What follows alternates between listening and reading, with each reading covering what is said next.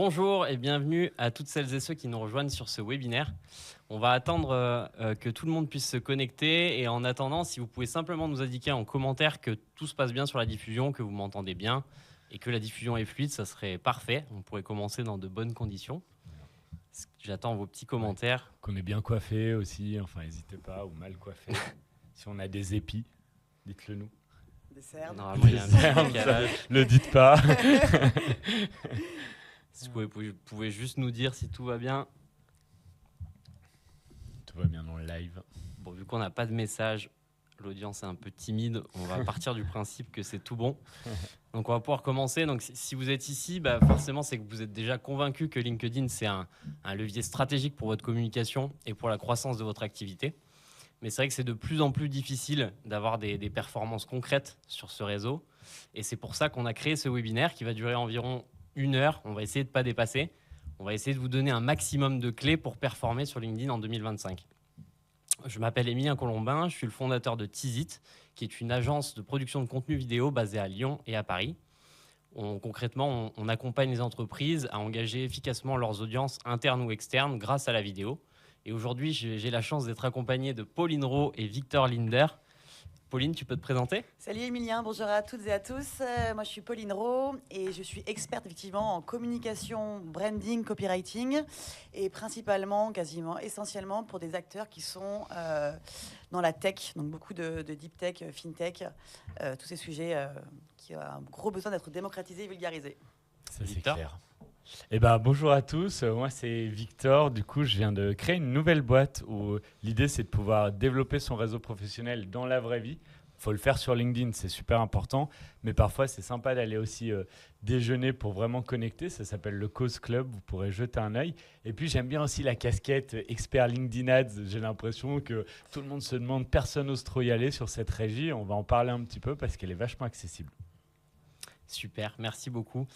Avant de commencer, est-ce que vous pourriez nous indiquer dans le chat, sur une échelle de 1 à 5, à quel point vous êtes investi sur LinkedIn aujourd'hui ? Ça va nous permettre d'adapter un petit peu le contenu pendant ce webinaire. Et ça nous permet de savoir un petit peu où vous en êtes sur LinkedIn. Donc, vous pouvez mettre un chiffre entre 1 et 5 pour nous indiquer un petit peu à quel point vous êtes déjà investi ou pas sur LinkedIn. J'attends vos petits commentaires. Déjà, les gens nous Tu as entendent. combien Victor toi ? Moi, je me mets 6. En toute modestie. Tu te mets que 6 6 sur 5. Non, c'est dur, tu sais. Moi, non, déjà, j'ai pas de ads, donc du coup, je serais pas plus que 6. Ok. On sur 5 ou sur On 10? a quand même un 12 là, donc 12. On est sur combien ? On met On sur a combien? Solène qui dit 1, on a Agathe qui dit 8. On a sur sur 10, 10 je du pense. coup. Sur 10 Moi j'ai dit 1 à 5, mais du coup Ah, ça veut dire pardon, qu'ils sont plus que 5. Moi, je suis à 3, alors je dirais. Ah, d'accord. Ouais, toi, 3 et demi, allez. On a si pas veut mal faire, de si on peut 3. faire des décimales. Moi, On a pas mal de de toute 3. façon, j'ai passé mon enfance à avoir toujours en dessous de la Mais moyenne. c'est pas Ok, vrai. bon, Donc- il y a vraiment une audience assez variée, mais globalement tout le monde est déjà bien investi sur LinkedIn. Hop, on va pouvoir continuer. Donc, Donc, du on coup, on relève Ouais, les propos là. On allait raconter, on va changer les slides. Ouais. On adapte. on revient dans 5 minutes, on change les slides. Du coup, pour la première partie, on va faire un petit état des lieux de LinkedIn. Donc voilà, c'est la plateforme sociale professionnelle de référence. Je pense que vous êtes convaincus aussi sur le live. Aujourd'hui, il y a plus d'1 milliard de membres dans le monde, donc c'est énorme. Il y a plus de 3 personnes, je crois, qui s'inscrivent chaque seconde sur LinkedIn, donc c'est vraiment énorme. Et en France, on a 27 millions de membres actifs et on fait partie du top 5 des pays les plus actifs. On voit aussi qu'il y a donc plus 20% de membres sur LinkedIn en l'espace de 2 ans. Donc on voit que c'est un réseau qui est vraiment en forte croissance. Et du coup, justement, c'est ce qui génère la problématique de la portée, de la visibilité de nos posts. Je pense qu'on s'en est tous rendu compte. Là, cette stat, elle parle vraiment bien. On est à moins 60% de baisse de la portée organique des posts entre 2022 et 2025. On voit une baisse aussi de 25% de l'engagement moyen des posts textes classiques. Donc, on le voit, c'est de plus en plus concurrentiel. Il y a forcément de plus en plus de monde qui publie aussi, parce qu'avant, on avait beaucoup de personnes qui regardaient uniquement. Et là, on a de plus en plus de créateurs de contenu. Et ça crée une concurrence forte. Et donc, forcément, l'algorithme, il est obligé d'être plus sélectif, quoi. Ouais, ça, je l'ai vraiment vécu, parce que j'ai commencé à créer du contenu sur LinkedIn il y a 4-5 ans. c'était facile. Je racontais n'importe quoi. Je dis pas que je raconte des trucs vraiment intéressants maintenant, mais j'y allais. Il suffisait de publier, entre guillemets. Maintenant, on peut plus. Il faut avoir une vraie stratégie. Il y a un vrai sujet là-dessus. Beaucoup plus de concurrence, ouais. Et du coup, il y a un business. Clairement, ça reste une opportunité qui est quand même inégalable. Mais forcément, il faut connaître un petit peu la manière dont fonctionne LinkedIn pour pouvoir bien performer. Évidemment, il faut une stratégie, mais il faut comprendre il faut comprendre comment fonctionne l'algorithme pour performer sur LinkedIn. Et justement, on vous a fait un petit graphique qui montre un petit peu ce qui a une influence sur l'algorithme, sur la portée de vos posts sur LinkedIn. Donc, on se rend compte que le commentaire, c'est vraiment ce qui a le plus d'impact. Donc, vraiment... c'est essentiel aujourd'hui d'avoir des posts qui génèrent du commentaire et des commentaires qualitatifs parce que c'est vrai qu'avoir un seul mot en commentaire, ça a moins de portée que si on a des commentaires qui posent des questions, qui créent la discussion, l'interaction. Et ça, c'est... je sais pas si tu voulais rebondir, Pauline. Je crois que l'algo, pour considérer un commentaire, il faut qu'il y ait 5 mots minimum. Okay. Donc genre juste nice job, smiley, il ne considère pas que c'est comme un commentaire constructif. Okay. Et pareil, autre rebond, donc il faut avoir des commentaires sous ces posts, mais il faut également commenter. LinkedIn, ça reste quand même un réseau social, donc interactif, et comme dans la vraie vie, pour recevoir, il faut donner également. Et j'ai lu quelque part que, moi je le fais, je suis habituée à le faire, c'est que avant de publier mon post, je passe une demi-heure à aller commenter comme une bourrine tous les posts de mon feed en lien avec le sujet que je vais aborder. Parce qu'apparemment, l'algo m'a vu donner du bon, donner de ma personne sur le réseau, et du coup, mon post peut être porté par ça. Ouais, donner pour recevoir, quoi. Tout à fait. Et après aussi, il faut donner à une audience qui est qualifiée par rapport à ce qu'on cherche à toucher, quoi. Et il y a une grosse relation aussi entre le voir plus et le dwell time. On peut se dire, ah, mais le voir plus, c'est x4.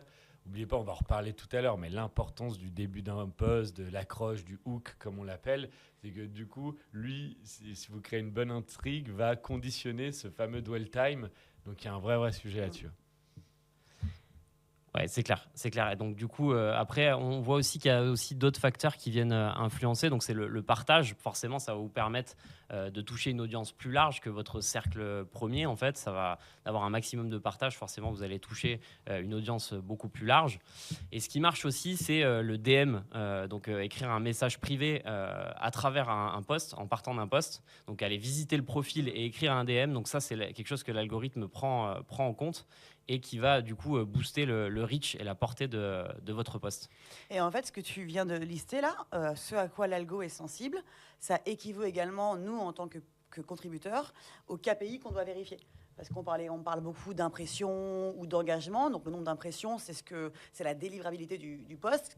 Après, le like, c'est l'engagement. Mais ce qui compte vraiment, en fait, pour moi, c'est le nombre de profils, de personnes qui sont sur son profil le visiter ou qui vont écrire derrière. Donc, je trouve qu'entre ce que l'algo considère et ce à quoi nous on doit être sensible dans les KPI, c'est hyper proche. Ouais, clairement. Et là, on voit le like, c'est le dernier. C'est vrai que souvent, on juge la qualité d'un post au nombre de likes et finalement, on se rend compte que c'est ce qui a le moins d'impact pour toucher une audience plus large. Alors qu'une bonne notification, 102 personnes sont venues sur votre profil, ça pose un peu plus le gain. Clairement. Tout dépend encore une fois de l'objectif derrière, mais en tout cas, c'est vrai que le like, c'est pas forcément ce qui a le plus d'impact sur l'algorithme. Tout à fait. Et je vais te laisser la main. Pauline. Merci. Donc oui, l'algo, effectivement, est complexe, il change souvent, donc il y a un vrai défi pour le dompter. Plusieurs choses. Avant, on pouvait, sur LinkedIn, à l'époque où Victor faisait ses armes, on pouvait effectivement demander sur LinkedIn à avoir sa voisine, sa cousine, la boulangère, je ne sais pas, tout un tas de personnes en contact.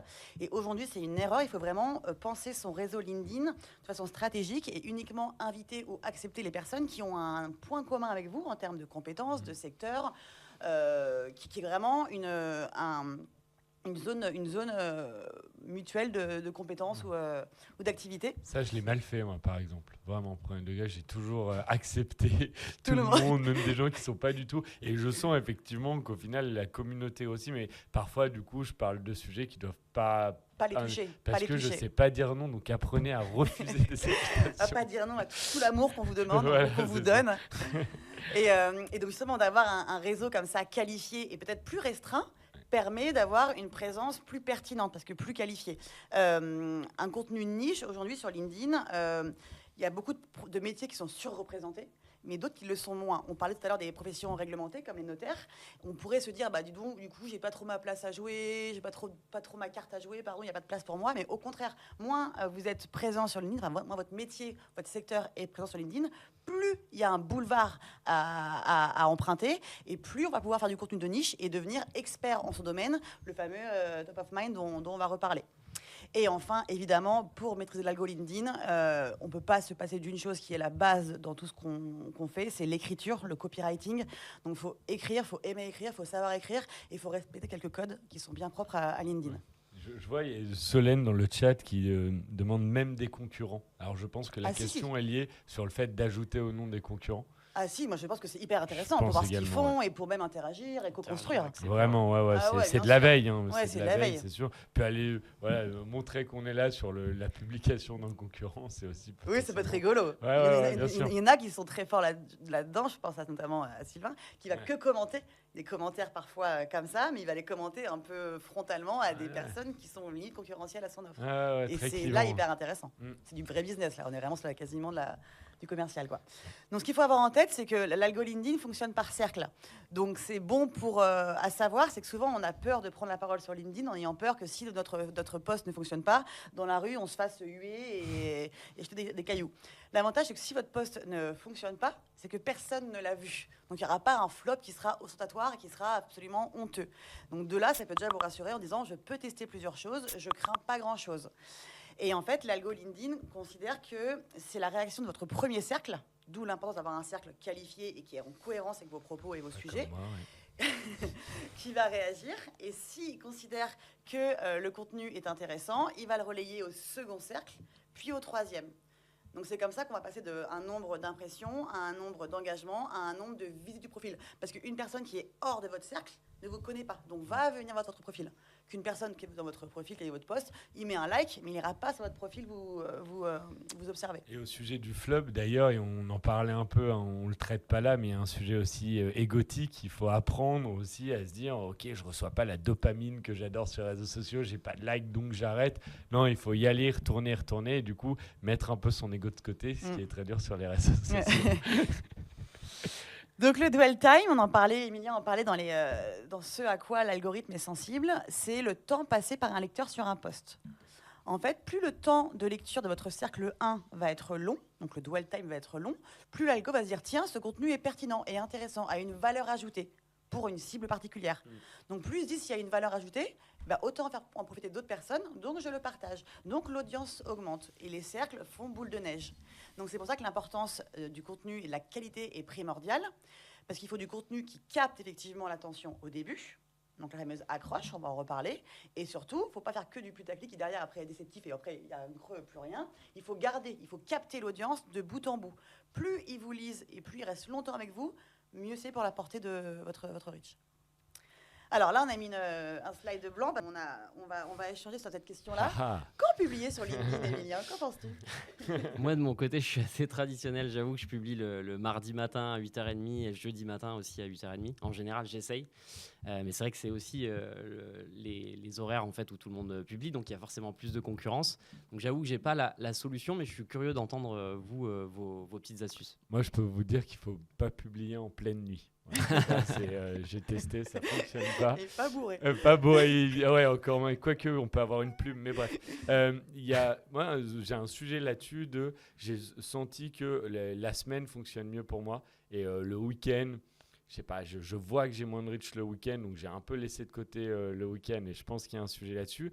Et après, une réflexion que j'aime bien, c'est un peu la disponibilité du cerveau de l'audience et le fait, même s'il y a beaucoup de monde le matin, de publier le matin, on sait que tout le monde aura une meilleure énergie pour potentiellement donner son avis. On en parlait, le commentaire est important. C'est vrai que quand je publie aussi après 16h, moi ou mes clients, quand je les tanne un peu une fois, deux fois, et du coup on prend du retard et on publie après 16h, je sens que on perd le bénéfice de la journée en fait. Ouais. Et le lendemain, le post est quand même relayé un peu en second rang. Ouais.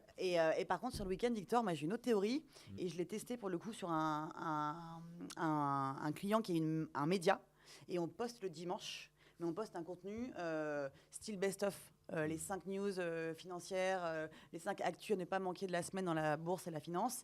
Et on met ça le dimanche et ça marche bien. Je me dis quand même que LinkedIn, maintenant, on l'a en application et que souvent, le dimanche fin d'après-midi pluvieux, tu as allumé Instagram, tu bascules naturellement sur LinkedIn. Donc, tu peux consommer aussi du contenu le dimanche sur LinkedIn, mais il faut que le contenu soit adapté à ce que tu veux comme contenu le dimanche. Donc, pas un truc trop pro, pas trop technique, pas trop frontal, mais un contenu style news, actu, best-of, bien snack content, bien digeste, ça marche. Okay. Je vais tester grâce à toi. La fréquence de publication. On est parti sur 3 fois par semaine, qui nous semble être un idéal, dans la mesure où ça engage ce qu'on appelle un concept psychologique, enfin même sociologique, de biais de familiarité. C'est en fait, les gens préfèrent ce à quoi ils sont souvent exposés. Plus les gens te connaissent, plus ils t'aiment, en tout cas ils ont l'impression de t'aimer, plus ils te font confiance. Et le jour où ils auront une décision d'acte d'achat à faire sur ton secteur, ce sera toi qui seras dans leur tête en... Le fameux top of mind. Top of mind. L'émotion.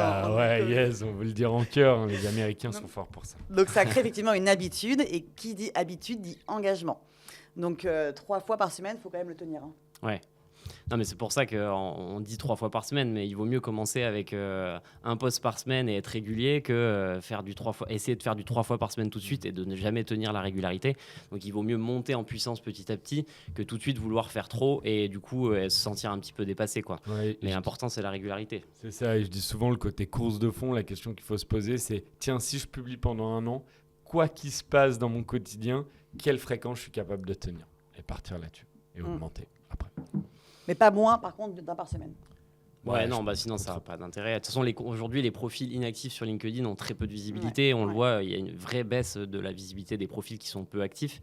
Et donc aujourd'hui, on est obligé de publier régulièrement, quoi. À moins qu'il y ait une strate plus globale, mais ce n'est pas le sujet, d'employés advocacy, où plusieurs personnes de l'entreprise postent de façon un peu comme un relais, plus la marque est très présente aussi. Ouais. Mais si on est sur du pur personal branding, il faut 1 par semaine minimum. Ouais, minimum, c'est un cas particulier.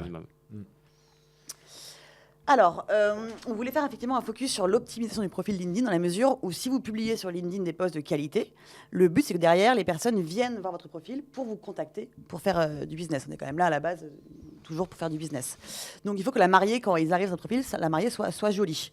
Donc effectivement, des basiques, mais on les redit, la photo de portrait, on est seul, elle est en HD, on est souriant, l'arrière-plan est le plus neutre possible, et la bannière est extrêmement importante. On vous a mis plusieurs exemples après, avec une vraie cohérence graphique entre la photo et la bannière, une proposition de valeur très claire, des call to action très clairs.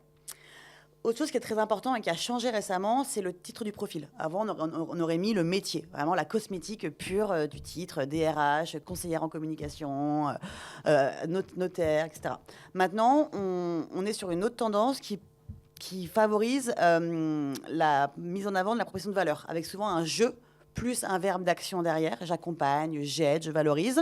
Des éléments de réassurance direct mis dans le titre, des émoticônes et des mots-clés. On en a quelques-uns là, en exemple. Ouais. Là, on le voit, donc il y a la proposition de valeur qui est claire. Dans le titre, on a le nombre de personnes formées, puisque c'est un formateur, le nombre d'abonnés aussi sur LinkedIn. Donc là, c'est des éléments de réassurance qui crédibilisent son savoir-faire. Et on le voit sur la bannière, on a la proposition de valeur qui est bien mise en avant. On a les 5 étoiles d'avis client et quelques références clients qui crédibilisent quand même le savoir-faire, et un call to action qui est clair, donc ça renvoie vers un prochain live LinkedIn. Donc c'est ça aussi qu'on voulait vous dire, c'est que la bannière, c'est pas quelque chose qu'on doit faire qu'une fois, c'est pas teinté dans le marbre, c'est pas teinté dans le marbre, pardon. On doit la faire évoluer et justement s'en servir comme une vitrine. C'est vraiment un outil de visibilité qui est gratuit et qui est incroyable et qui est sous-utilisé aujourd'hui par les entreprises et par les CEO notamment. Et en fait, il faut s'en servir pour annoncer des actus marketing, annoncer un webinaire qui arrive, etc. Donc oui, il faut la faire évoluer en permanence et la faire évoluer. Et en plus, avec un template sur Canva très simple, typiquement comme Jérémy, on change juste le texte, effectivement, le wording. Ça prend 2 minutes et ça fait vraiment un game changer si vous arrivez à jouer le jeu et à changer régulièrement. On a également mis Oran en exemple. Pareil, la proposition de valeur est très très claire dans la bannière. Il y a une cohérence graphique entre la bannière et la photo. On commence par un jeu avec un verbe d'action. J'accompagne les freelances. Clairement, la cible, elle est explicite. Moins de 5000... Enfin, la cible est explicite. Le KPI visé également. Et il y a un call to action très clair avec le lien pour candidater. Jérémy également, jeu plus verbe d'action. Lui, on est sur une personne qui bosse dans les RP. Donc, clairement, il est sur la cible attachée de presse. Et après, il met en avant sa solution. Donc, c'est un logiciel RP. C'est très clair. Élément de réassurance dans la bannière également. Et call to action avec le petit bouton, là, découvrir Augure avec moi, avec le petit émoticône. Ça, c'est gratuit, ce bouton-là. Peu de personnes l'ont mis. Ça prend 2 secondes à ajouter. Et on peut personnaliser le wording et le lien. Ça peut être un lien vers un site web, vers un portfolio, vers un Google Agenda. Vous mettez ce que vous voulez. Vous avez aussi, comme la bannière, un élément de pub et de gratuit et un lien externe. Et on sait à quel point LinkedIn n'aime pas les liens externes. Donc là, c'est une des rares fois où il valorise un lien externe qui pointe vers votre support de business. Et globalement, partout où LinkedIn vous permet de mettre des infos sur votre profil, mettez des infos. Ouais. Je vois trop de la sélection, là, vous pouvez mettre en highlight bien, des ça. posts. Ouais. Moi, on me dit souvent, ouais, mais j'ai encore rien à mettre. Vous pouvez mettre des liens externes, Bien un sûr. article qui vous a appris, mais envoyez le message à LinkedIn de, ok, tu me permets de mettre des infos, je les mets. Ouais, juste en mettre 2 dans la sélection. Un premier, c'est un article LinkedIn qui résume ton offre. Un deuxième, un lien vers Google Agenda pour prendre rendez-vous. Voilà. Ce que je fais, comment me contacter, fin du bal. Exactement. Et dernier, on a mis un exemple, Amandine. Ah, Amandine, ce maloutre du SEO, c'est pas du tout la mienne, mais j'adore Amandine. On a eu l'occasion de faire beaucoup de contenu ensemble et moi, j'ai vu son évolution sur LinkedIn. C'est juste une masterclass. Aujourd'hui, elle a 107 000 vraiment. abonnés, hein, c'est impressionnant. Ouais, plus de 100 000 abonnés. Elle est arrivée quand même sur un. Désolé pour ceux qui sont sur ce secteur, mais le SEO qui était un peu vieillissant, au-delà de vieillissant, qui était complexe. Il y avait presque une volonté de dire le SEO, non, c'est vraiment, il y a une expertise technique, vous pouvez rien comprendre. Je connais pas assez le SEO pour dire, mais en tout cas, l'approche du SEO sans migraine, c'est une super idée de simplifier ça. Et la petite anecdote que je trouve vraiment croustillante, c'est la fameuse loutre, la mascotte que vous voyez. Amandine communiquait dessus, hein, elle m'en avait parlé en off, mais elle se cachait pas pour le dire. La première loutre et le design, elle a investi 10 000 € dedans. Moi, je pense comme vous, hein, quand j'ai eu cette info, j'ai dit « attends, 10 000 € pour une loutre, même si c'est très mignon ». Et elle m'a tout de suite dit qu'elle n'avait jamais, au contraire, regretté cet investissement. Cet investissement, il l'a fait passer dans une autre sphère. Tout le monde s'est identifié à la loutre. Si vous suivez son contenu, elle répond avec des gifs de loutre. Elle en a vraiment fait son personal branding. Ça a explosé. Et là, j'ai remarqué du coup qu'elle a même fait évoluer sa loutre. Peut-être une loutre à 50 000 €. Que sais-je, mais ouais, super masterclass. Et ce qu'on voit sur le profil d'Amandine, c'est que sa bannière est mobile. Ouais, c'est un carrousel en fait. Ouais, ce sujet, bon, on l'a regardé, c'est pas encore, ça semble pas être accessible pour tout le monde, mais à suivre. Hein, et ce qu'il faut retenir, c'est que dès que LinkedIn propose une nouvelle fonctionnalité, il faut être au courant. Demain, si on peut tous se mettre à avoir du coup cette photo de couverture qui est un peu en mode carrousel, il faudra évidemment le Là, il y en a faire. 3. Elle a mis 3, effectivement, 3 bannières qui se répondent et qui se succèdent. Et autre point, on l'a juste évoqué là, je reviens dessus, c'est la biographie. C'est extrêmement important aussi. On ne laisse jamais sa biographie vide. C'est comme si une personne avait vu vos posts, qu'il les trouvait pertinents, qui répondait à un vrai problème pour elle. Elle vient sur votre profil, elle ne sait pas qui vous êtes, elle ne sait pas comment vous contacter, elle ne sait pas ce que vous faites. Donc la biographie, hyper important. On écrit à la première personne du singulier. On rappelle qui on est déjà avant de parler de ses compétences et de son business et de hard skills. On parle de soi, dans la vie aussi, ce qui nous fait vibrer, ce qu'on aime, nos qualités, nos défauts, un peu d'humain. Et surtout, à la fin, des call to action très clairs avec un contact, un mail ou un téléphone si on est OK. Mais il n'y a rien de pire sur LinkedIn d'avoir des personnes qu'on veut contacter, parfois pour du business en plus, et qu'on ne trouve pas le mail ou le téléphone. Et question super intéressante de Solène sur est-ce qu'il faut une version payante. C'est vrai qu'on voit beaucoup le petit logo LinkedIn doré. Alors là, on peut débattre un peu sur ce fameux LinkedIn Premium. Jérémy Lapa, par exemple. Tout ce que je sais, c'est qu'aujourd'hui, LinkedIn a quand même vachement refermé les actions d'un compte s'il n'est pas payant. Donc, dans une logique, je sais, très de prospection, d'ajouter beaucoup de personnes, très vite, vous pouvez avoir la frustration de LinkedIn qui vous dit vous ne pouvez plus envoyer d'invitation aujourd'hui. Vous pouvez, je trouve en tout cas que dans une logique de création de contenu, donc plus inbound, pour reprendre des termes américains, je ne sais pas s'il y a besoin. En tout cas, il n'y a pas besoin d'être premium pour avoir une belle portée sur ces posts. Vraiment, il me semble. Et ben on passe à la prochaine section du coup qui s'appelle les formats qui fonctionnent. Donc là, on va un petit peu dérouler les formats qui fonctionnent bien en 2025 sur LinkedIn. Et c'est toi, Victor, qui va prendre la main. Avec plaisir. Forcément la vidéo, mais je ne vous en parle pas en détail ici parce qu'on vous a carrément préparé plein de slides sur le sujet. Tout de suite, il y a ce fameux carrousel que vous voyez beaucoup, ce document qu'on peut, avec différentes slides assez agréables d'ailleurs à consommer, je trouve, sur le réseau. Honnêtement, c'est assez long à faire. Comme une vidéo, il y a un peu plus de temps de prod. Ouais, je l'ai pas énormément fait, mais toutes les fois où je l'ai fait, j'ai eu des résultats incroyables. J'ai dernièrement un plus gros post sur un peu la culture d'entreprise qui a cartonné sur le sujet.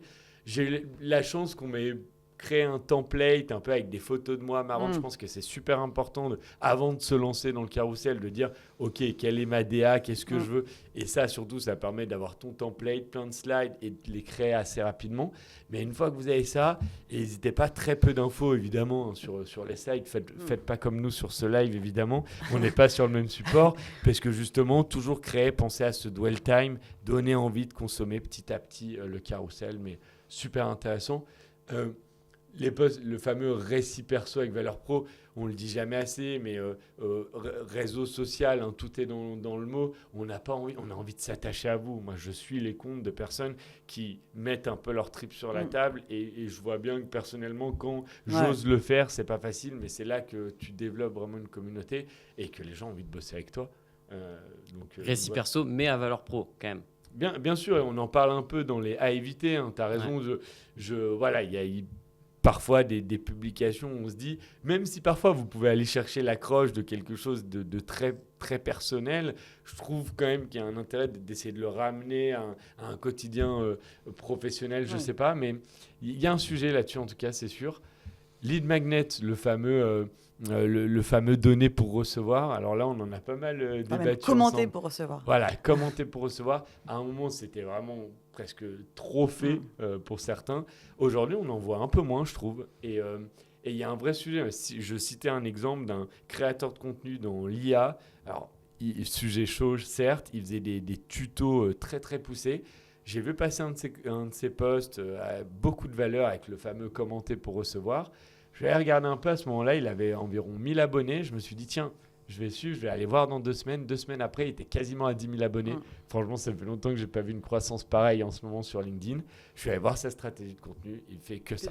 Que ça, par contre, il en fait. Alors lui, il arrivait à en faire un par jour. J'avais échangé d'ailleurs avec lui où il me disait, mais je ne sais pas combien de temps je vais pouvoir tenir. Parce que vraiment, c'était... Mais mine de rien, il a dit, pourtant, pour le moment, je fais ça. Il a créé une communauté de dingue. Donc, il y a quand même un vrai sujet là-dessus.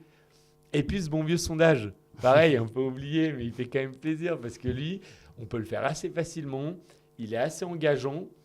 Pareil, moi, en parlant, je me dis... Les gens adorent donner leur avis. Facilement, anonymement. Voilà, ils n'ont pas à commenter, ils cliquent sur un bouton, c'est mâché. On va aller faire des sondages cet après-midi et n'hésitez pas à y aller anonymement. On vous voit quand même, faites attention, soyez sympa, c'est LinkedIn, n'oubliez pas, le réseau le plus gentil du monde. À éviter évidemment, on enfonce des portes ouvertes, mais l'autopromo sans valeur, le fameux attention parfois essayer de compter le nombre de jeux dans un post. Je sais que c'est toujours le plus simple de parler de soi-même, mais parfois il y a vraiment des publications, on se dit c'est impossible. Ou les publications cringe vraiment qui sont à l'hôpital ou liées à la maladie ou des choses qui sont un peu parfois un peu malaisant quoi. Après ça peut engager, mais perso c'est pas. Après faut être aligné. En fait, faut juste être aligné. Ça reste un réseau professionnel quoi. Bien sûr. C'est ça. Et la façon dont c'est amené, on en parlait tout à l'heure, c'est ok récit perso, savoir se livrer, mais c'est ce qui est dur parfois dans ces posts-là, c'est quelle est la limite et faire attention à ne pas tomber un peu trop loin. Le post trop long, ça aussi, on en a pas mal. Mais alors, ça ne veut pas dire forcément se dire, tiens, je vais écrire exactement comme tout le monde écrit sur LinkedIn. Il faut aussi trouver un peu sa patte. Mais il y a, surtout quand on se lance, une bonne pratique de dire, si vous mettez un texte en mode gros pavé, qui parfois est d'ailleurs la façon dont on écrit dans la vraie vie, donc ça peut être contre-intuitif, mais quand même, les gens ont beaucoup de mal à lire. On est sur un réseau social, dans l'attention, je crois en moyenne, il est de 3 secondes par publication. Donc si, boum, tu cliques sur le voir plus, il y a un pavé, c'est chaud, non? C'est vrai. Grave. Moi, je te lis. Non, c'est pas vrai, c'est ce que tu fais et je les lis. Merci. Yes. Donc, lisez mes posts jusqu'au bout. Je vous vois, je sais où vous êtes. Et le partage de posts, là aussi, on le dit bien. C'est juste, parfois, on se dit, tiens, là, j'ai pas le temps. J'ai vu un post passer, je le partage, je donne pas trop mon avis. mais il y a un sujet lié à la page entreprise. Il y a une nuance sur cet aspect-là. Je trouve que le partage de poste est pertinent quand tu partages depuis ton profil personnel le poste d'une entreprise. Parce que du coup, dans ton feed, les personnes vont voir le bouton suivre. Du coup, ça va donner à la page entreprise, à la page corpo, des nouveaux abonnés. Donc, c'est intéressant quand c'est un collaborateur ou le CEO ou un C-level qui partage la news de l'entreprise. Je trouve ça, c'est pertinent. Et si on partage, par contre, on ne partage jamais comme ça, from scratch, sans rien. On partage toujours avec un avis personnel, avec au moins 4-5 lignes. On donne un peu de soi une fois de plus. Sinon, ça ne sert absolument à rien, effectivement. Ouais, pour résumer, du coup, on voit de toute façon les posts qui marchent aujourd'hui, c'est des posts qui font rester un maximum l'audience sur ces posts-là. Donc le fameux dwell time dont on a parlé, la vidéo, le carrousel, voilà, c'est des posts qui vont avoir tendance à garder l'audience sur votre contenu, et c'est ça qui va faire booster votre portée. Et notamment aussi, c'est des posts qui vont favoriser l'interaction. Donc ça marche bien pour ces raisons-là. Pas parce que l'algorithme les met en avant plus que d'autres posts, hein, c'est simplement parce que c'est des posts qui du temps et de l'échange. Voilà, qui génèrent une action de votre audience qui est valorisée par l'algorithme. Bon, on va accélérer, je crois qu'on a un peu de retard. Ok, je voyais les questions de Evelyne, on va y revenir. On y globalement, il faut creuser la version payante, le lien externe. On n'a pas besoin d'avoir LinkedIn Premium pour mettre un lien, donc il faut creuser. Et juste pour revenir sur le sujet des contenus personnels, c'est pas qu'on affirme qu'il y a plus forcément de portée. Disons qu'on n'a pas de données vraiment chiffrées. C'est, je pense, une utilisation des tendances qu'on voit. Ça fait des années qu'on passe du temps sur LinkedIn. On crée nous-mêmes du contenu. Et moi, j'ai vraiment vu que le fait de savoir un peu se livrer, d'humaniser mon contenu, permet de développer la communauté. Et c'est un peu... on s'attache quand même aux gens qui veulent se livrer. Je vais passer à la vidéo. Alors, on va passer. Donc, on a prévu des slides dédiés à la vidéo, parce que c'est un format qui est quand même très important et qui monte en puissance. Et justement, pour parler de ça, en intro, je vais te redonner la main sur cette intro. On a vu que LinkedIn, en 2024, a ajouté un onglet dédié à la vidéo, un feed vraiment dédié 100% vidéo. Et on a vu que LinkedIn l'a enlevé. Donc, est-ce que c'est du bêta-test? Est-ce que pour toi, c'est quelque chose qui va arriver sur LinkedIn? Ou est-ce que c'est juste un test comme ça? D'après les infos, en fait, quand LinkedIn a enlevé cet onglet vidéo, beaucoup de personnes se sont dit, en fait, la vidéo et LinkedIn, il n'y a pas match.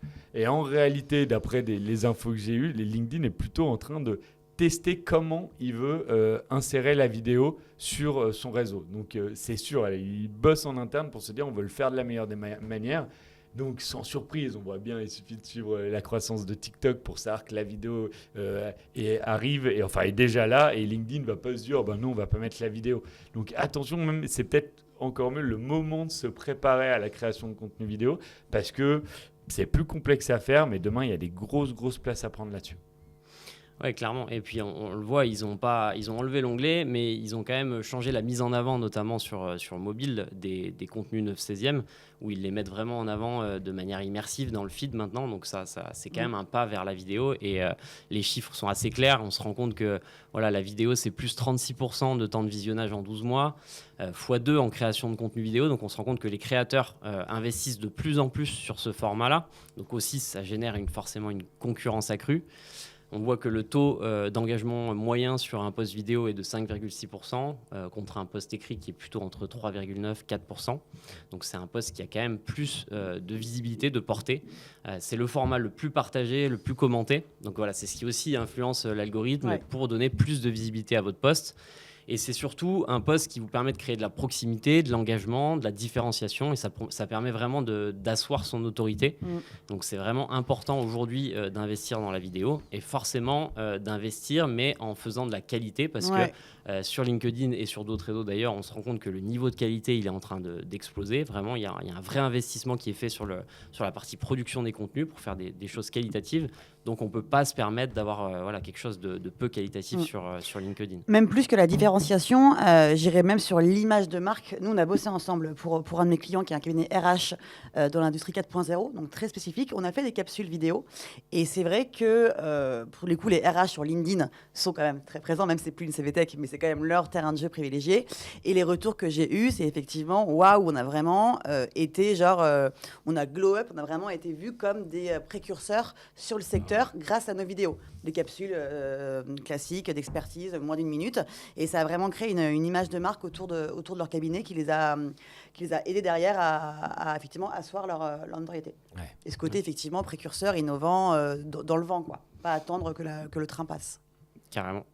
Et du coup, on pourra continuer. On a mis un peu les règles d'or de la vidéo LinkedIn. Évidemment, il n'y a pas tout, mais on est obligé d'accélérer parce qu'on ne peut pas parler de tout aujourd'hui. Mais on fait le max pour vous donner beaucoup d'informations, mais on ne peut pas rentrer dans le détail de chaque point.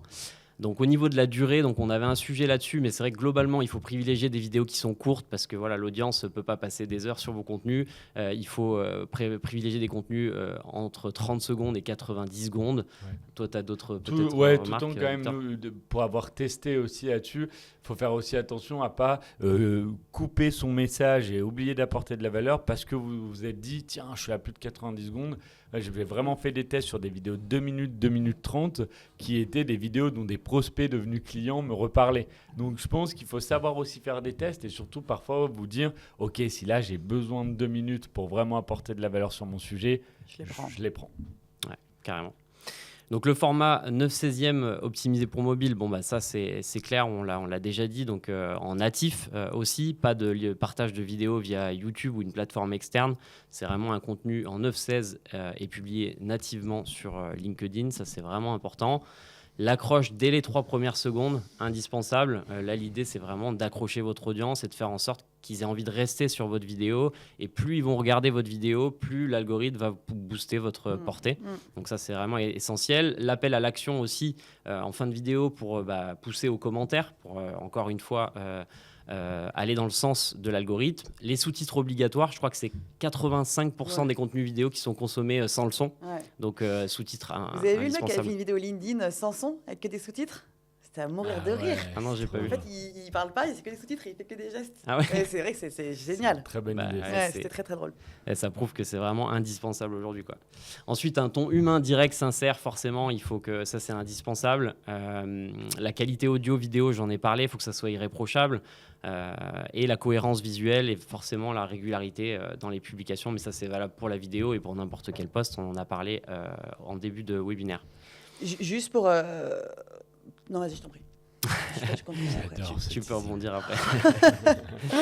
Ensuite, les formats privilégiés en vidéo, donc forcément, faut aussi laisser libre cours à votre créativité parce que il y a plein de formats qui peuvent marcher, mais on a fait juste une sélection des formats qui fonctionnent le mieux aujourd'hui.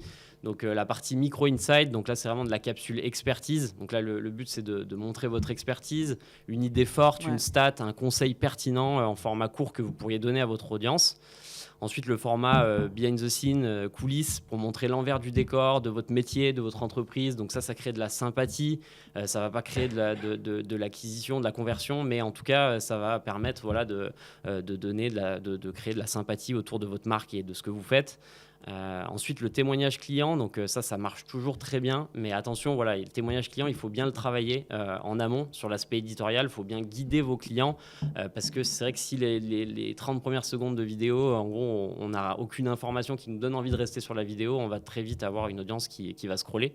Donc dès le début, il faut conditionner son client à donner une stat très précise sur à quel point vous l'avez aidé à faire telle ou telle chose dans son entreprise. Ça, c'est vraiment indispensable d'avoir une accroche, un hook, on l'a dit, et ça c'est valable pour tous les formats, mais c'est encore plus sur le témoignage client.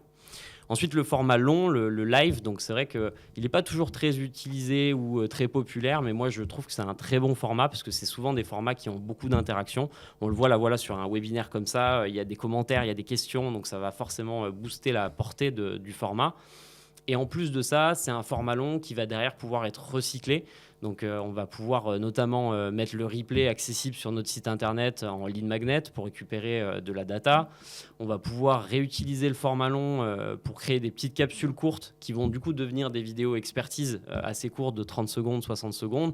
Et du coup, avec un format, on va pouvoir créer une multitude de contenus et donc une multitude de posts sur LinkedIn. Donc ça, c'est des formats moi, que je trouve vraiment bien. Et pour finir, on a le mini tuto FAQ. Donc là, c'est vraiment répondre à une question fréquente que vous entendez de vos clients, de votre audience. Voilà, des questions vraiment qui sont assez répétitives. Et ben voilà, vous mettez la question en hook et derrière, vous y répondez sur une vidéo au format assez court. Je rebondis juste sur ce que tu disais là, sur l'essorage de contenu et la dérivation de contenu. C'est hyper important quand on voit le temps qu'on met à créer du bon contenu, de ne pas l'utiliser à un seul escient. Il faut vraiment se dire, tiens, par exemple, j'ai un webinaire effectivement de 1 heure.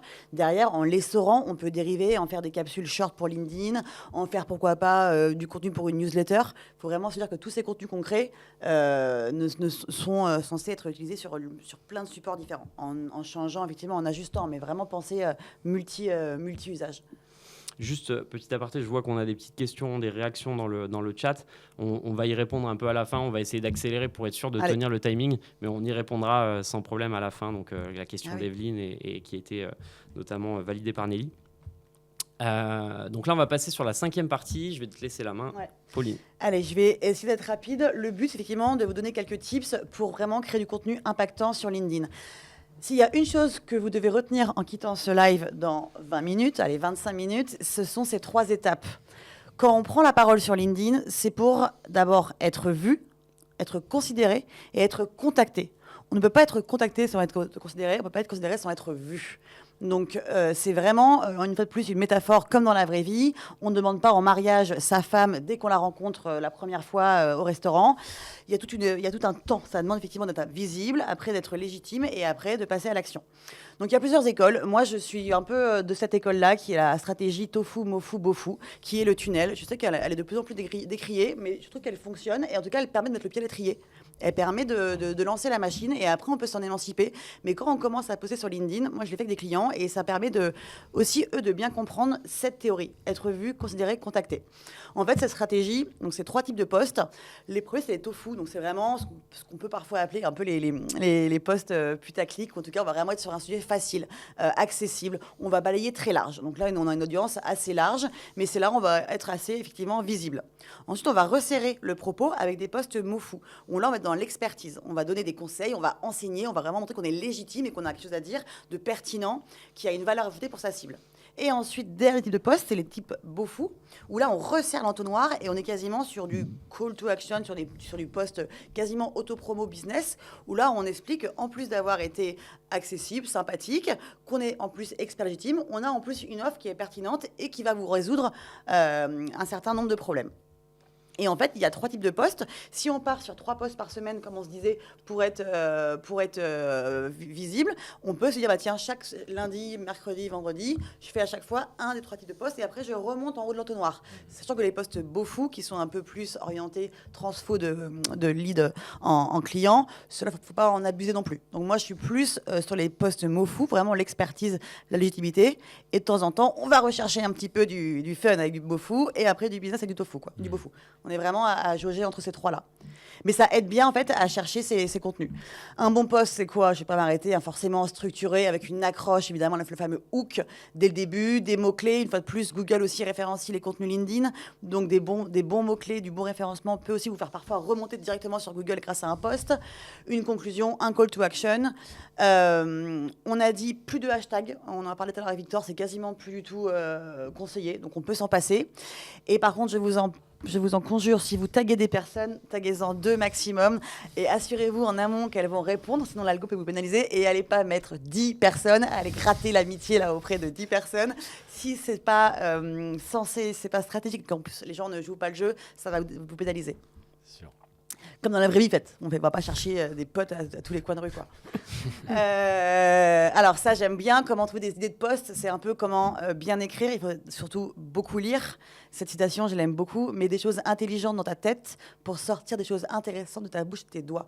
Donc plus vous lisez, sur LinkedIn en l'occurrence, et quand vous aimez un contenu LinkedIn, mettez-le de côté, faites-vous une page Notion ou un petit bloc-notes à l'ancienne, mais notez ce qui vous a plu. Si vous êtes arrêté sur le post, que vous avez commenté, c'est que vous l'avez aimé, donc c'est que vous pouvez le réutiliser. En fait, inspirez-vous de ce qui vous plaît, Et après, appropriez-le vous, évidemment.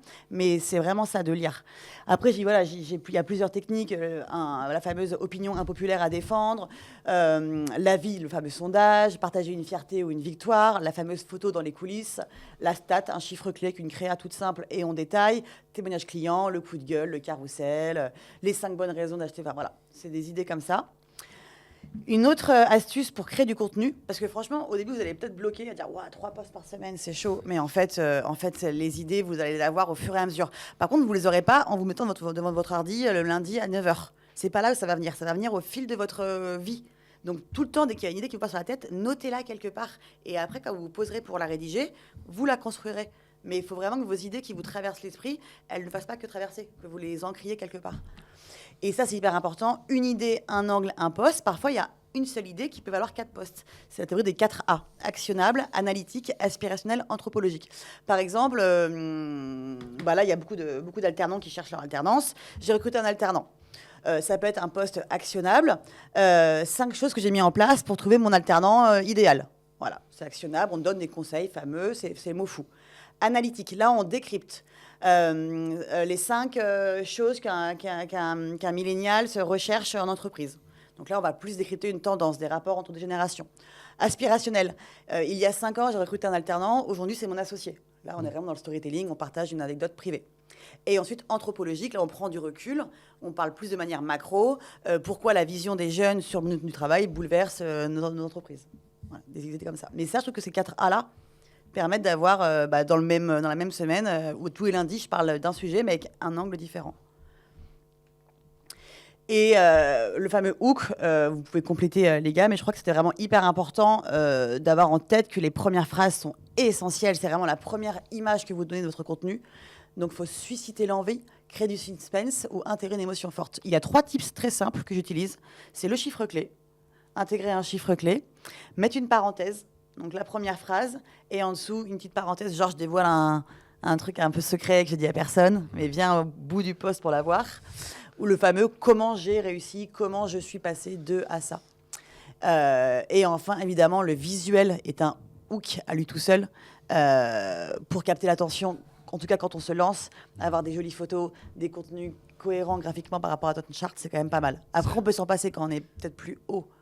Ouais, et en fait, il y a aussi le fait d'arrêter l'œil de ton réseau, Ouais. une photo de toi, ah bah tiens, tout de suite, alors qu'un post uniquement texte, on en parlait, moi je me mets un peu à le faire, mais peut-être parce que je peux, entre Tout à guillemets, fait. permettre, il y a une communauté qui a envie de me lire, et moi ça me permet de pas fatiguer, on va dire, l'audience et changer un peu de format. Et pas faire des shootings photos tous les week-ends non plus, quoi. Exactement. Parce qu'il faut les créer, les photos C'est aussi. ça, Et pareil, les photos en selfie dans la cuisine, on peut éviter quand même. Vaut mieux, quitte à faire des contenus visuels et de jolies photos, quitte à prendre, avoir un peu de temps et faire un shooting, c'est hyper important quand même. Ouais. D'avoir des photos pro pour des posts, pour des hooks, c'est clair. je trouve. Et À bah, toi, c'est mon du coup, tour, Victor, c'est LinkedIn sur la Ads, ça me parle. 6e et dernière Vous voulez- partie. Ouais. Allez, je le LinkedIn fais Ads. rapidement, sauf Je si vous avez des choses T'as à 10 rajouter. minutes devant toi. J'ai 10 minutes. Un peu moins de Oh là 10. là, c'est 10 minutes de trop presque. Allez, j'y vais. LinkedIn Ads, déjà cassé une idée reçue. C'est une régie publicitaire qui est réputée pour être très chère. Alors, je ne cache pas, oui, les coûts d'acquisition vont être plus chers que sur un méta au premier abord, mais en bout de course, très souvent, on réalise que comme l'audience est plus qualifiée sur LinkedIn, du moins on peut créer des audiences plus qualifiées, et ben à la fin, on s'y retrouve en termes de coûts d'acquisition.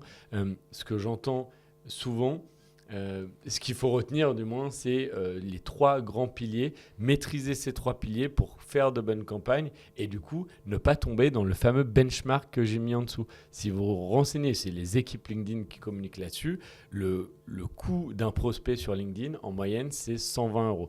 Je vous le dis aujourd'hui, en faisant ça depuis maintenant 8 ans, si je n'ai pas un coût par lead autour de 15 € grand max, je pars du principe que ma campagne n'est pas bonne, que je dois revoir quelque chose. Donc là, tout de suite, le benchmark, forcément, ça comprend tout le monde, dont des personnes qui n'utilisent pas les bonnes pratiques. Et on va parler de ces 3 piliers, encore une fois, en 10 minutes, résumer tout ça. Mais j'ai voulu la jouer un petit peu en mode checklist par pilier. Donc on commence par ce premier pilier des objectifs.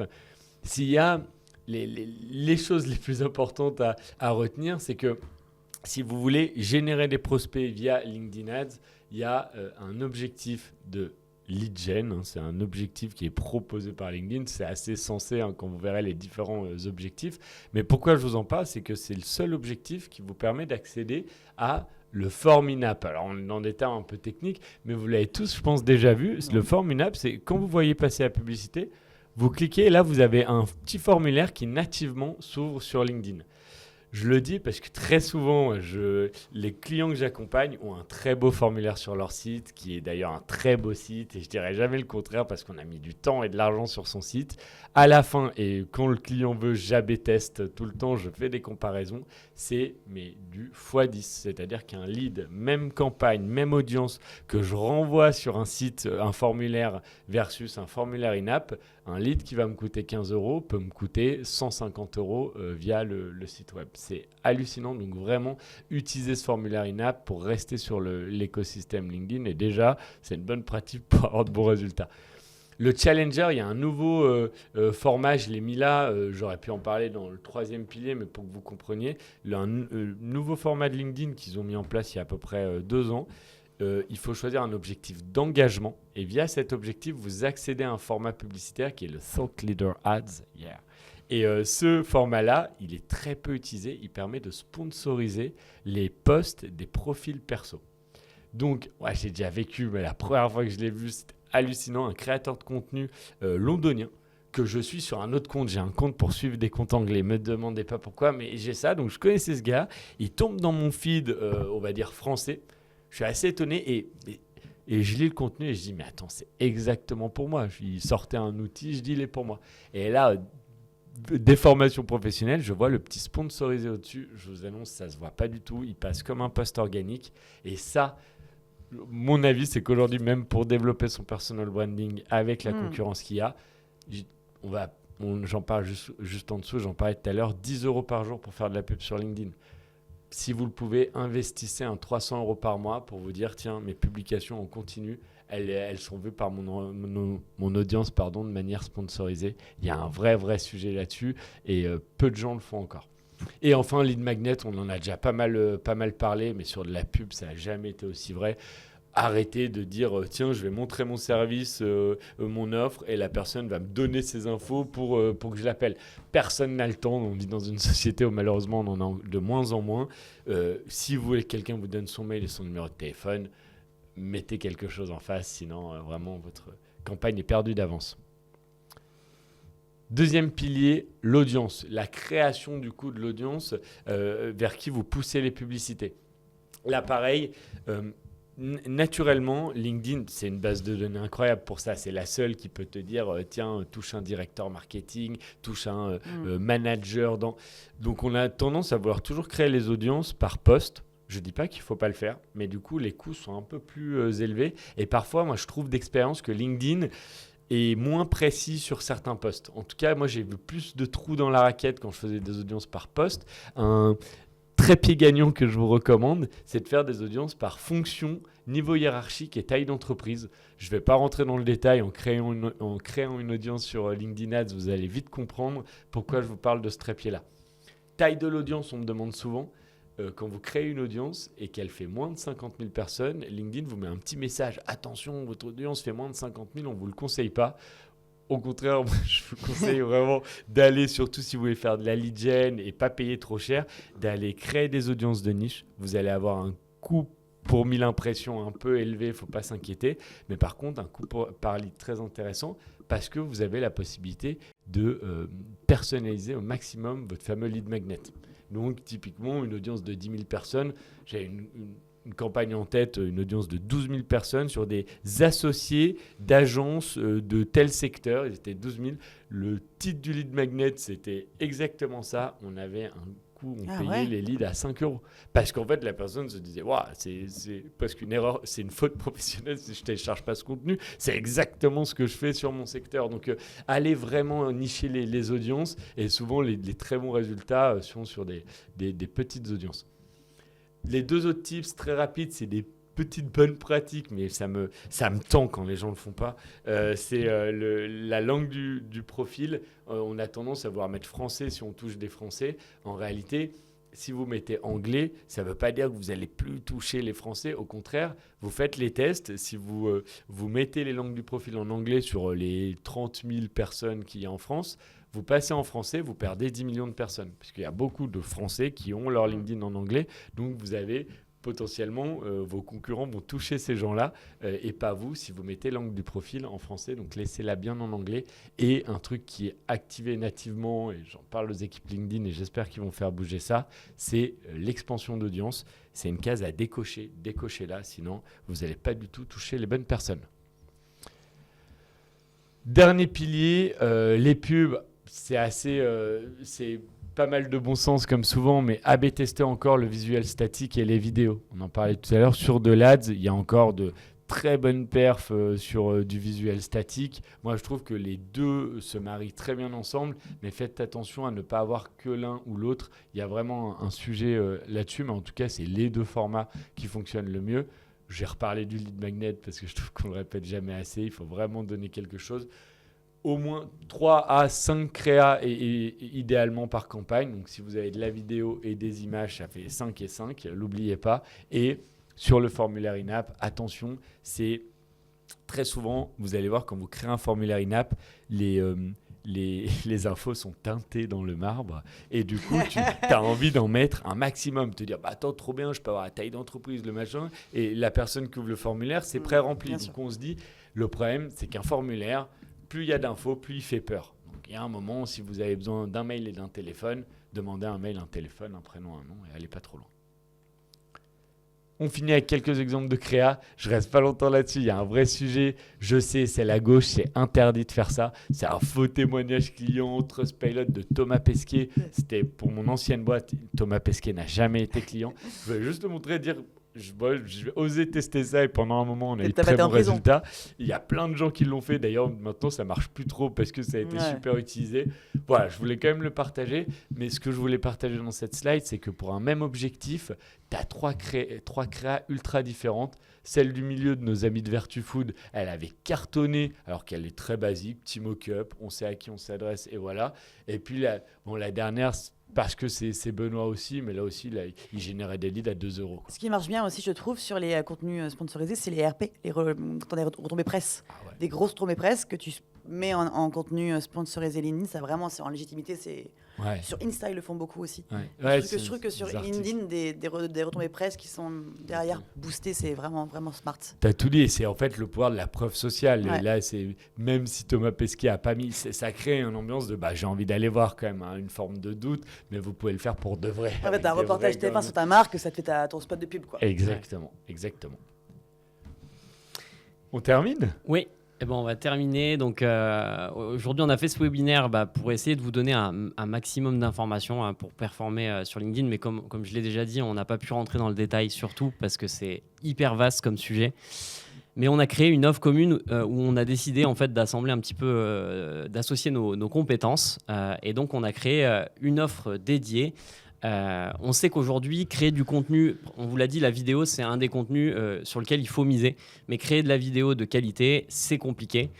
Et donc, ça fait partie de cette offre. En fait, on a, nous, un studio vidéo qui est à Lyon, dans lequel on se trouve actuellement, et on a un à Paris également. Et on a créé une offre en fait, mensuelle qui vous permet d'avoir 2 heures en studio pour créer des formats courts et des formats longs. Donc l'idée, c'est vraiment d'industrialiser la production de contenu pour avoir un maximum de formats et avoir au moins une vidéo par semaine à diffuser sur LinkedIn. Vous avez également dans le pack qu'on vous propose 2 heures de stratégie de contenu avec Pauline. Donc, je ne sais pas si tu veux détailler un petit peu ce qu'il y a dans cette offre. Le but, c'est vraiment tout ce qu'on parlait avant, c'est toute la pré-prod, avant de se lancer sur LinkedIn ou de se lancer en contenu vidéo, réfléchir effectivement à la stratégie de contenu, quel rythme, quel poste, qui dans l'entreprise prend la parole, est-ce que uniquement le CEO, est-ce que des C-level, est-ce qu'il y a d'autres personnes dans l'entreprise qui peuvent aussi être pertinentes pour toucher d'autres angles, et ensuite, effectivement, la rédaction des scripts vidéo et tout l'accompagnement éditorial et tous les petits tips à avoir pour optimiser son profil LinkedIn. Et après, on a enfin Victor qui vous propose 2 heures de conseils sur LinkedIn Ads. On l'a vu, LinkedIn Ads, c'est vraiment sous-utilisé et ça permet vraiment de générer des leads, tu l'as dit, et en plus d'amplifier vraiment ce qu'on est capable de publier, même en inbound. Ouais, là, l'objectif des 2 heures, c'est vraiment potentiellement de mettre des premières campagnes en place, de partager vraiment tout mon savoir pour que j'ai 2 cas d'usage. Parfois, les personnes vraiment, du coup, prennent en main leur campagne, on se fait des points un peu pour optimiser. Parfois, je prends la main du coup sur les campagnes, mais c'est super important d'avoir un temps pour tirer dans la bonne direction. Oui, pour comprendre. Là, c'est vraiment en fait, le meilleur de nous trois et tout est fait en cohérence et en harmonie dans la mesure où toutes nos compétences se chevauchent et surtout se complètent énormément et tout sera fait en intelligence entre la vidéo, l'ADS et l'éditorial. Exactement. Et justement, cette offre, normalement, on la valorise 2 500 € hors taxe par mois. Et on a une offre spécifique pour ce webinaire parce que vous êtes restés jusqu'au bout, vous nous avez écoutés. Et on est bradés. on a une offre à 40% de remise, donc 1 500 € par mois pour obtenir tout ça. Donc jusqu'à vraiment, ça, c'est jusqu'à la fin du mois de juillet. Donc vous avez encore un petit peu de temps. Je peux y souscrire, moi, à cette offre. Exactement. Donc vous avez simplement à prendre rendez-vous dans le chat. On va vous passer le lien de mon Calendly. Vous pouvez prendre rendez-vous et du coup, on va pouvoir faire un petit audit avec vous et voir comment on peut mettre ça en place pour vous. Et c'est vrai qu'avec ce pack-là, vous avez déjà de quoi vraiment booster vos stratégies LinkedIn. Et puis on l'a déjà fait, toi avec peut-être Victor sur le ads et nous on l'a beaucoup fait aussi sur la partie éditoriale, script vidéo, etc. Exactement. Avec différents clients. Exactement. Et là, l'idée, c'est vraiment d'associer ces 3 compétences pour vous offrir vraiment un panel de services hyper performants et pertinents pour vous aider à performer sur LinkedIn en 2025. Et puis on a trop envie de bosser au mois d'août surtout. Ouais, clairement. Donc normalement vous avez le lien. Est-ce que c'est le cas? Le lien de mon Calendly dans le chat. Il est là. Bon parfait. Vous avez juste à prendre rendez-vous dessus. Et c'est évidemment sans engagement et la prise de rendez-vous est gratuite. Je le précise. On pourra discuter ensemble, essayer de trouver une bonne approche. Si vous n'êtes pas à Lyon ou à Paris, pareil, on peut évidemment, nous, on intervient partout en France, donc on peut aussi venir dans vos locaux. On peut se déplacer, donc on peut trouver d'autres options pour la partie création de contenu vidéo. Donc n'hésitez surtout pas, prenez rendez-vous, on en discute ensemble et on trouve la meilleure offre pour vous aider à performer sur LinkedIn. Avant de finir et de vous remercier, j'aimerais juste qu'on traite les quelques questions peut-être qu'on a eues. Je ne sais pas si tu les vois encore, toi. Non, je crois qu'elles ont... là, Solène demande si c'est individualisé par rapport à l'offre. On peut répondre que oui. Presque pu répondre en cœur, mais j'ai pas réussi. Donc c'est complètement individualisé.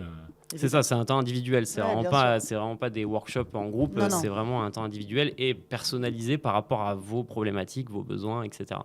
Donc on essaye de s'adapter vraiment à 100%. Et pour terminer, il y avait une question. On en a parlé un petit peu, mais je la trouve vraiment intéressante sur publier, quand on parlait de publier un peu de sujets perso. Je trouve on l'a forcément balayé un peu vite et c'est important de pouvoir revenir un peu là-dessus parce que c'est souvent quelque chose qui revient, de dire attends, est-ce que pour réussir sur LinkedIn, j'en vois beaucoup qui prennent des selfies d'eux qui ont beaucoup de portée, est-ce que je dois faire pareil? Moi j'ai un avis là-dessus, mais je ne sais pas si je le donne. Tu vas le donner. Moi, j'ai une idée aussi. Je pense que ça dépend. La réponse, ça dépend de vous. La base, il faut être à l'aise avec ce qu'on produit. Il faut être aligné. Ce que vous donnez de vous sur LinkedIn, c'est votre image personnelle, votre image en tant qu'entrepreneur, en tant que dirigeant, en tant que vendeur d'une solution ou d'un produit. Donc, il faut vraiment que vous soyez OK avec ça. Si vous avez honte de ce que vous faites, si vous n'êtes pas fier, ça ne marchera pas. Certaines personnes le font, elles se mettent en avant de façon tellement assumée que pour elles, c'est OK. Donc, ça marche. Mais s'il y a un décalage, s'il y a un hiatus entre ce que vous proposez et ce qu'on sent de vous, ça ne marchera pas. Donc, je pense qu'on peut effectivement être visible sur LinkedIn sans faire des selfies et sans faire des photos d'un shooting. Mais on peut aussi réussir et c'est OK. Et c'est pas... faut aussi se dire que c'est le jeu et que si on joue à LinkedIn, on lance les dés et il y a un délire d'ego trip dedans aussi. Et que ça marche quand même mieux quand il y a un peu de peau. Ouais, non, mais tu l'as dit. Et même la question de demander est-ce qu'on a des données chiffrées ou autre, je pense que la donnée chiffrée qu'on peut facilement sortir, c'est qu'on pourrait trouver, ça doit exister en tout cas, on parlait du post avec une image versus un post sans image. Et l'image, très souvent du coup, une photo de soi ou une photo d'une situation. Pourquoi ça fonctionne mieux? Parce que on vient humaniser la démarche. Bien Et sûr. c'est ce qu'il faut retenir dans votre contenu, c'est qu'il y a un moment, et on n'a pas parlé de ce sujet, ça pourrait être un live à part entière de ChatGPT dans la rédaction et l'IA dans la rédaction des posts, apprendre à utiliser pour améliorer sa productivité, pour réfléchir, pour trouver des idées aussi. trouver des Bien idées sûr. exactement, mais derrière, en tout cas, un post, ça se voit quand c'est pas humanisé et c'est contre-productif, quoi. Il y a un moment, il faut être capable de se dire, si j'y vais, je suis prêt, j'ai envie de raconter, j'ai envie de partager. Moi, les posts que je préfère vraiment, c'est des gens Bien sûr. on sent vraiment, ils ont vécu un truc, ils te le partagent et tu le lis en disant, waouh, grâce à cette personne, si je le vis un jour, j'y penserai. Je sais pas, il y a quelque chose d'important là-dessus. Tout à fait. Je trouve. Après, je crois qu'il y avait une question sur LinkedIn Ads aussi, sur vraiment qu'est-ce que ça permettait de faire. C'était bien d'amplifier. Ça peut être d'amplifier un post de personal branding, tu l'as dit, je crois, mais je crois qu'il y avait une question d'Evelyne là-dessus. Ouais. Sur vraiment LinkedIn Ads, est-ce que ça peut être un levier d'amplification de nos posts? Et du coup, Pardon. Ouais, vas-y, non, mais je le répète, du coup, c'est que c'est sous-exploité. Et là, j'ai commencé à faire des tests à des personnes à qui j'en ai parlé, qui se lancent dans la création de contenu et qui ont parlé de leur création de contenu, je le disais, 300 € de budget mensuel qui tournent sur 3 à 5 top posts qu'ils ont pu rédiger, où ces posts tombent dans les feeds de personnes qui sont pile dans leur audience. Alors imaginez le faire avec un post, on en parlait, où on incite les gens à commenter, du coup on a plus de commentaires, il y a un vrai sujet, je le répète, sous-exploité, et on peut commencer à le faire à 300 € par mois de budget média. Ouais. Après, encore une fois, si vous avez des questions, des choses auxquelles on n'a pas répondu, n'hésitez vraiment pas à prendre rendez-vous. Nous, ça nous fera plaisir de discuter, même si derrière, vous ne prenez pas notre offre. On se fera un plaisir de pouvoir vous aider et essayer de trouver des bonnes solutions pour vous, quoi. On a dépassé de 5 minutes. Honnêtement, je ne m'attendais pas à ça. Je pensais qu'on allait avoir plus de retard. Je pensais aussi. Donc, je suis très content de ce webinaire. C'était hyper intéressant de le faire avec vous. Et il me reste juste à vous remercier derrière votre écran. Merci d'avoir participé à ce webinaire. On est vraiment ravis et on espère surtout que ça vous a plu. Et on va potentiellement en faire d'autres, des webinaires. Donc, restez connectés pour voir la suite. Tous les jours matin. Et Je il faut fais être rien le régulier. matin, donc si vous voulez. Allez, c'est le moment de vous quitter. Merci beaucoup et à très vite. Merci Emilien. Merci Emilien.